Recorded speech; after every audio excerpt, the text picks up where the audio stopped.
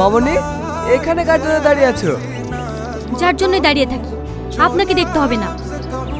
সেদিন তো না আমরা বলে চলে গেলে, আজকে অত সহজে যেতে দেবো না। আপনি এখান থেকে যাবেন না প্রিন্সিপালকে ডাকবো? না না, প্রিন্সিপালকে ডাকো না, আমার প্রিন্সিপালকে ভীষণ ভয় লাগে। একটু কাছে এসে দূরে যাচ্ছে কেন? আবার বিয়া তুমি শুরু করে দিয়েছি। দেখ, এটা আমাদের পার্সোনাল ম্যাটার, তুই এর মধ্যে নাক গলতে আসবি। তোর মতো ছেলেকে আমার ভালোভাবে চেনা আছে, ভালোই ভালোই বলছি, ঝামেলা না করে এখান থেকে চলে যা, না হলে কিন্তু অনেক খারাপ হবে। আমি ঠিকই দেখি নেব। আমাকে দেখার আগে প্রিন্সিপালের সঙ্গে দেখা করিস। থ্যাঙ্কস। এতে থ্যাঙ্কস এর কি আছে? আমি তো আমার কর্তব্য পালন করেছি। আর তাছাড়া আমার সামনে অন্য কিছু হলে আমি কখনোই মুখ বুজে সহ্য করব না।